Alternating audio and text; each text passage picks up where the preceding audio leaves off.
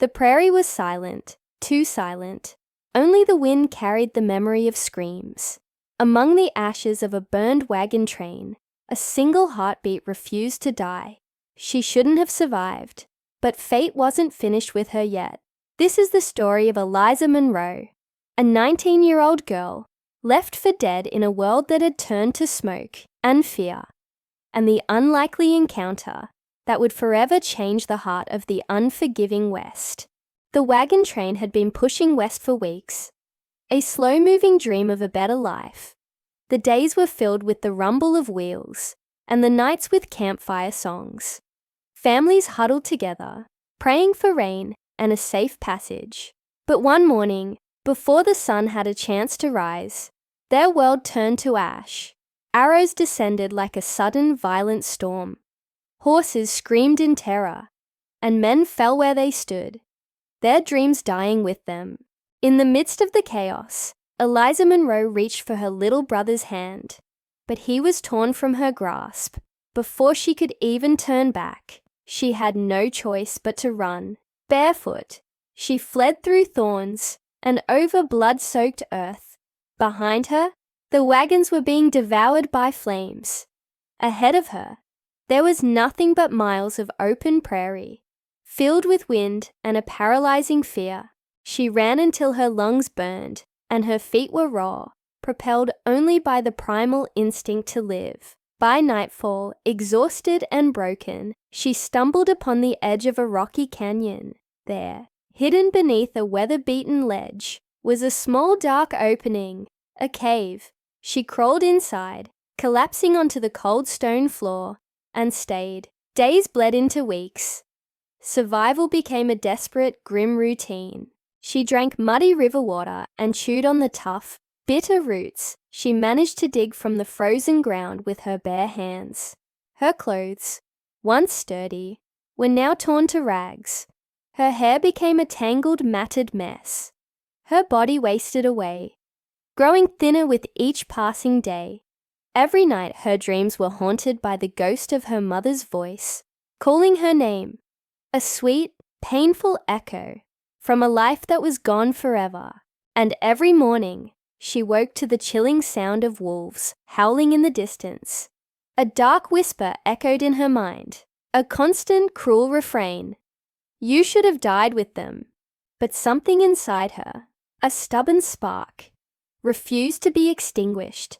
She kept breathing, one breath at a time. Then, winter swallowed the plains whole. Snow fell relentlessly, a thick white blanket that sealed the mouth of her cave, turning her small shelter into a tomb. Time lost all meaning. Eliza stopped counting the days. Her only companions were the weak, flickering flame of her tiny fire and the rhythmic, hollow echo of her own heartbeat. Sometimes, she spoke to herself, just to shatter the oppressive silence and hear the sound of a human voice. She prayed, though she had long since lost faith that anyone was listening. The loneliness was a physical weight, pressing down on her, threatening to crush what little spirit she had left. But then, one morning, as the first pale light filtered through a crack in the snow, she saw it. Footprints, large, bare, human. They led down the path she took to the river. For the first time in months, she realized she wasn't alone, and the thought was more terrifying than any wolf's howl. She waited, her heart pounding against her ribs, clutching a crude knife she'd fashioned from a sharpened piece of bone. Her hands trembled in the cold, dim light of the cave. She held her breath, listening. The wind shifted, carrying a new scent, and then a shadow fell across the snow-blocked entrance. A man stood there. He was tall, his face painted with markings she didn't recognize. He held a weapon, but his eyes were calm, watchful. He wasn't a threat, not yet. He didn't raise his weapon. Instead, he reached into a pouch at his side and placed something on the ground just outside the cave, a piece of dried meat. Then, without a word, he stepped back, melting back into the landscape. Eliza didn't move. not for minutes that felt like an eternity. Her mind screamed at her to stay hidden, but her stomach roared with a hunger that was stronger than fear. Slowly, cautiously, she reached a trembling hand out and snatched the food. The man, a Cheyenne warrior named Tahan, had been tracking her for days. He wasn't hunting her. He was making sure she lived. The days that followed were a quiet revelation, changing them both in ways neither could have predicted. Tahan returned each morning, never coming too close, leaving food and firewood by the entrance to her cave. He showed her, through gestures and quiet patience, how to fish for trout beneath the thick ice of the river. He taught her how to read the patterns of the wind and the tracks in the snow, how to understand and survive the very land that had once tried to kill her. In return, she taught him a few words of her language, whispers of English that felt foreign on her tongue. They shared no common language, no way to speak of their past or their pain. Their communication was built on simple gestures, the rare sound of shared laughter over a small success, and a profound silence that needed no translation.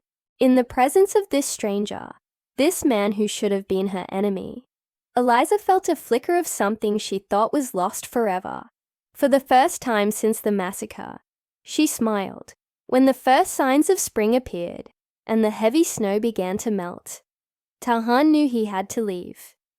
He told her with his hands, with a look in his eyes that she now understood. He was returning to his people. Before he left, he made sure she was prepared. He gave her a store of food, a proper knife, and a final parting gift of words she would carry with her for the rest of her life. He spoke them in his own tongue, but she understood their meaning, as if he'd shouted them in English. "The land remembers you now. You are part of it." With that, he turned and walked away, disappearing over the horizon, leaving only his footprints behind in the melting snow. Years later, new waves of travelers heading west would sometimes take shelter in a small cave near that same canyon. Inside, etched into the stone walls, they found strange carvings. There were handprints, side by side.